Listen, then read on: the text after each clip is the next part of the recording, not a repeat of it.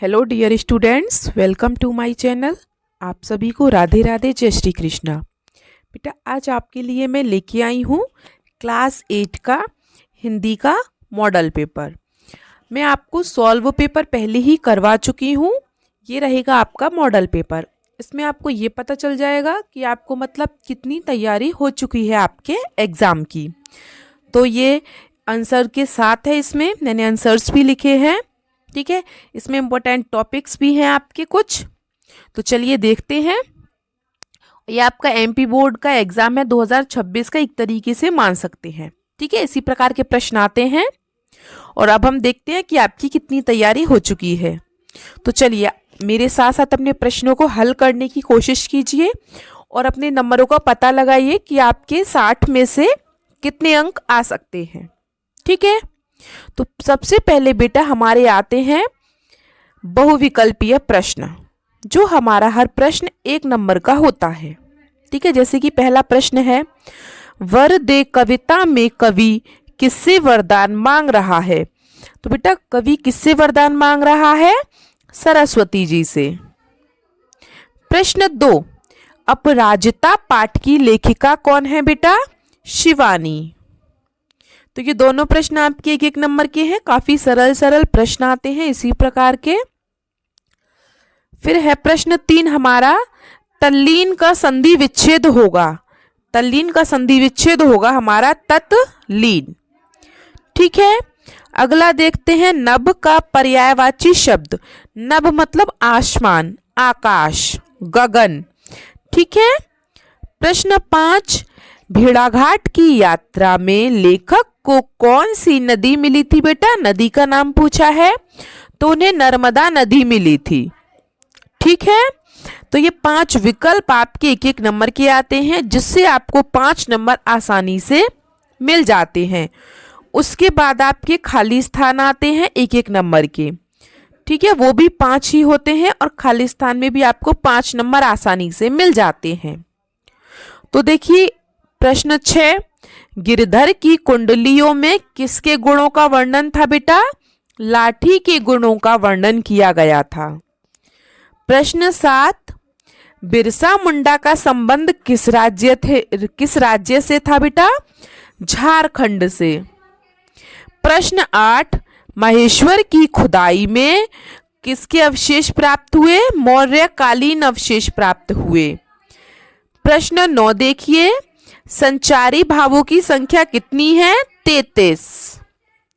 प्रश्न 10, अभिमान शब्द में उपसर्ग क्या है? उपसर्ग मतलब आगे वाला, आगे वाला है अभी, तो इसमें उपसर्ग है अभी, और प्रत्यय पूछता तो न।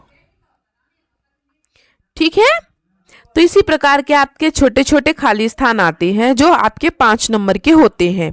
तो आपको 5 नंबर विकल्प के और 5 नंबर खाली स्थान के आसानी से मिल जाते हैं।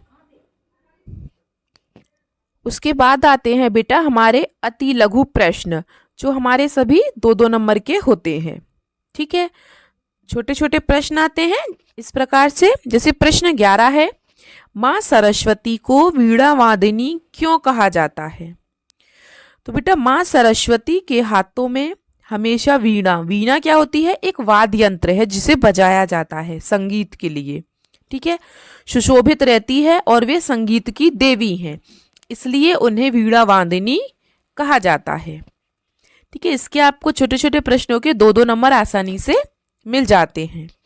प्रश्न 12, आत्मविश्वास के बल पर व्यक्ति क्या कर सकता है? तो आत्मविश्वास के बल पर व्यक्ति असंभव कार्य को भी बेटा संभव बना सकता है और बड़ी से बड़ी विपत्तियों का सामना दृढ़ता से कर सकता है। अगर दृढ़ विश्वास है हमारे पास, आत्मविश्वास है, तो हम किसी भी परीक्षा को पार कर सकते हैं। प्रश्न 13 देखिए, मुहावरे का अर्थ लिखकर वाक्य में प्रयोग करें। मुहावरे आपकी में जरूर आते हैं, 1 नंबर का या कभी 2 नंबर के, इस तरीके से आ ही जाता है। तो मुहावरे को अच्छे से याद कर लें। जैसे इसमें दिया है मैंने कमर कसना। कमर कसने का मतलब है तैयार होना। जैसे आपके लिए वाक्य प्रयोग, परीक्षा नजदीक आते ही छात्रों ने कमर कस ली, मतलब छात्र अपनी परीक्षा के लिए तैयार हैं। ठीक है, इसी प्रकार के आसान आसान से मुहावरे जरूर आते हैं, विलोम शब्द हैं, पर्यायवाची हैं, इन सबको भी जरूर याद करके जाएं। इसके आपको 2 नंबर आसानी से मिल गए। प्रश्न 14 है, संगीत की महिमा अपने शब्दों में लिखिए। तो बेटा संगीत मन को शांति प्रदान करता है, यह पशु पक्षियों और प्रकृति को भी प्रभावित करने की शक्ति रखता है। आपने देखा होगा आजकल के बच्चे गाने बहुत सुनते हैं, सॉन्ग्स, इन्हीं को पहले हम बिल्कुल शुद्ध भाषा में संगीत कहते थे, जिससे मन को बहुत शांति मिलती थी। जैसे आजकल के बच्चे गाने सुनते हैं और अपने आप को चिल रखते हैं। ठीक है। प्रश्न 15, राजा भोज की न्यायप्रियता के बारे में एक वाक्य लिखिए। कोई भी एक वाक्य लिखना है हमें राजा भोज के बारे में। तो राजा भोज अपनी प्रजा के प्रति बहुत न्यायप्रिय थे और विद्वानों का सम्मान करते थे। ठीक है, ऐसे छोटे छोटे प्रश्न आएंगे अति लघु में, आपको 2 नंबर फटाफट से मिल जाएंगे। अगला देखिए, अनुप्रास अलंकार की परिभाषा। और हाँ बेटा, अलंकार भी याद करके जाएं।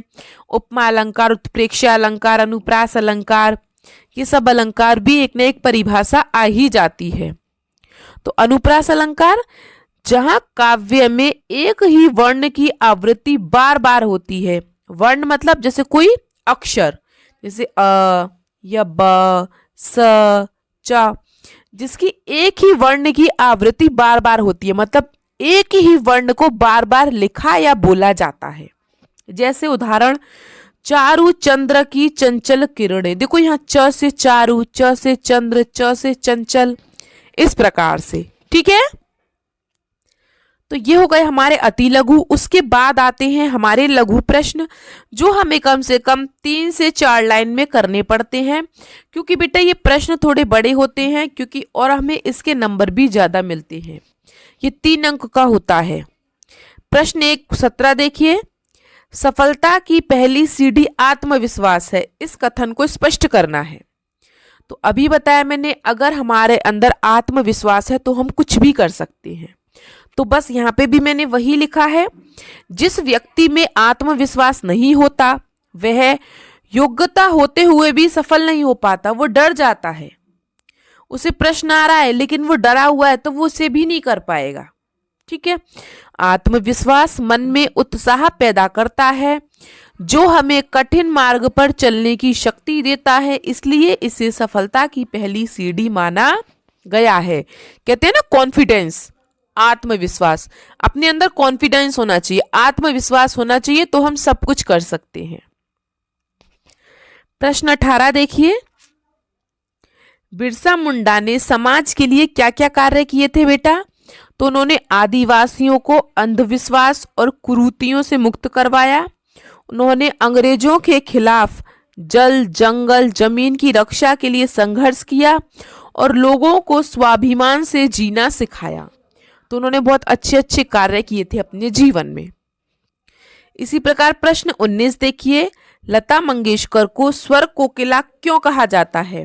लता मंगेशकर बेटा कौन है? गायिका हैं, जो गाने गाती थी, संगीत गाने गाती थी या संगीत गाती थी, आप कुछ भी कह सकते हैं। तो उन्हें स्वर कोकिला बेटा इसलिए कहा गया क्योंकि उनकी आवाज बहुत अच्छी थी, बहुत सुरीली थी। ठीक है, तो लता मंगेशकर की आवाज में अद्वितीय मधुरता, शुद्धता और स्पष्टता थी। उन्होंने हजारों गानों के माध्यम से संगीत जगत को नई ऊंचाइयां दी। इसी कारण उन्हें भारत की स्वर कोकिला कहा जाता है। ठीक है, प्रश्न 20 देखिए, ब्राह्मी लिपि का महत्व स्पष्ट कीजिए। तो ब्राह्मी लिपि बेटा भारत की सबसे प्राचीन लिपि है। वर्तमान में हमारी देवनागरी, बंगाली, गुजराती और दक्षिण भारतीय भाषाओं की अधिकांश लिपियां ब्राह्म लिपि से ही विकसित हुई है। सबसे पुरानी जो लिपि है वो कौन सी है? हमारी ब्राह्मी लिपि। आजकल आपने सुना होगा देवनागरी लिपि, बंगाली, गुजराती, ये सब लिपियों का हम उपयोग करते हैं। प्रश्न 21, समास किसे कहते हैं और द्वंद्व समास का उदाहरण बताना है।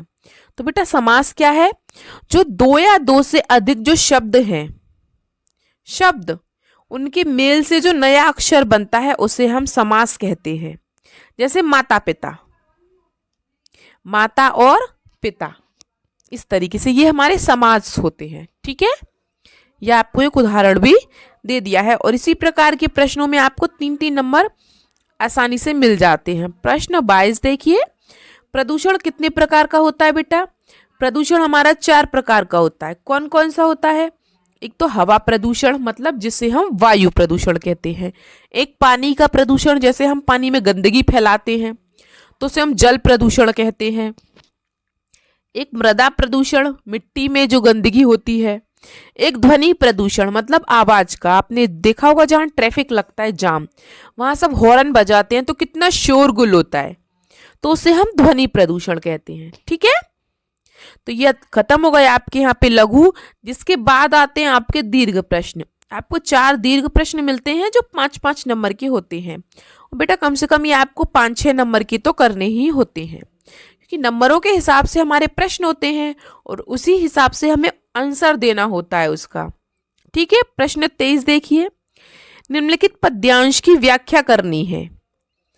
क्या है? जाखो राके साइया मार सके ना कोय, बाल ना बाका करी सके जो जग बैरी होय। तो बेटा ये कबीरदास जी ने लिखा है पंक्ति। तो इसका अर्थ क्या है? जाखो राके साइया मतलब जिसकी रक्षा स्वयं ईश्वर करते हैं, मार सके ना कोई, उसे दुनिया का कोई भी व्यक्ति नुकसान नहीं पहुंचा सकता। बाल ना बाका करी सके, यदि सारा संसार भी उसका शत्रु हो जाए तो उसका कोई भी बाल भी बाका नहीं कर सकता, यदि उस पर प्रभु की कृपा हो तो। ठीक है, कहते हैं ना कि अगर भगवान रक्षा करता है तो सब दुनिया हमारी दुश्मन हो जाए तब भी कुछ नहीं बिगाड़ सकती। तो ये कबीरदास जी की पंक्तियां हैं बेटा। इसी प्रकार का एक आर गद्यांश पद्यांश आ ही जाता है। फिर एक आपका 5 नंबर का पत्र जरूर आता है, चाहे वो किसी के लिए भी आ जाए। जैसे यहाँ पे बीमारी के लिए है, बीमारी के कारण 3 दिन के अवकाश के लिए, या फिर फीस जमा करने के लिए, या अपने मित्र को पत्र लिखने के लिए।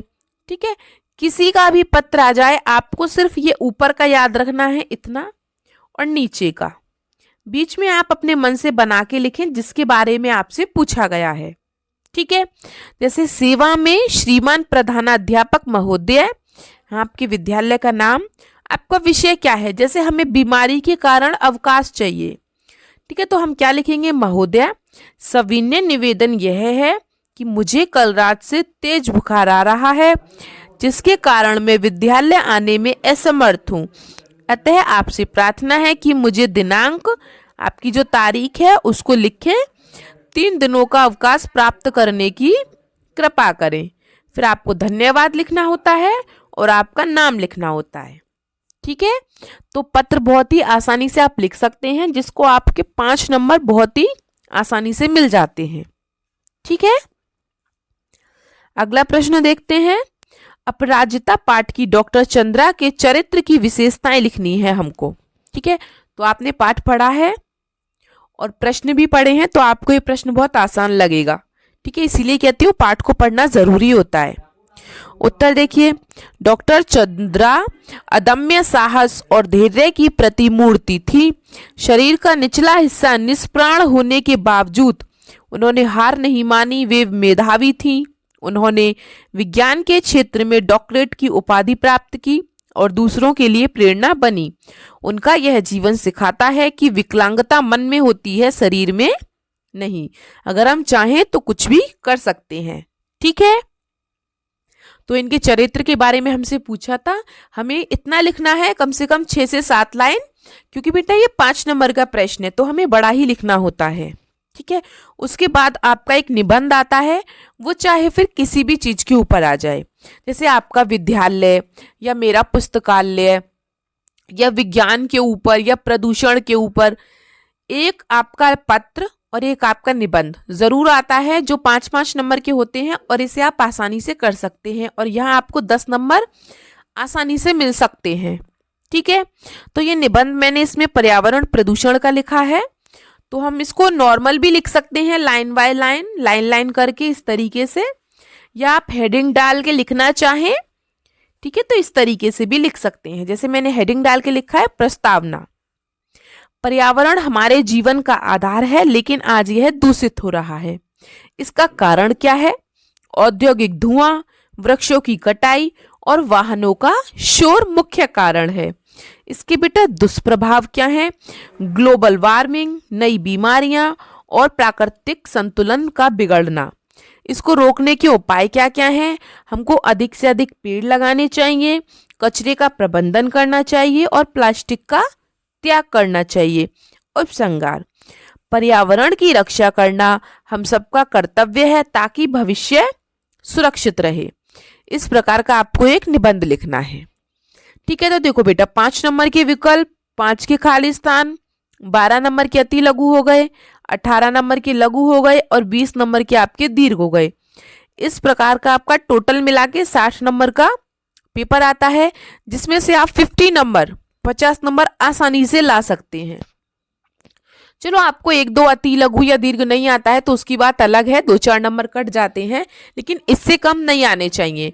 अच्छे से तैयारी करें और अच्छे से नंबर लेके आए। ठीक है, और एग्जाम होने के बाद मुझे इस वीडियो में आप कमेंट में बताएंगे कि आपके कितने नंबर आए।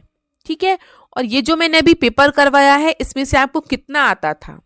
तो चलिए मिलते हैं आपसे अगली क्लास में एक नए पेपर के साथ। तब तक के लिए आपका दिन शुभ हो। Have a nice day and thank you.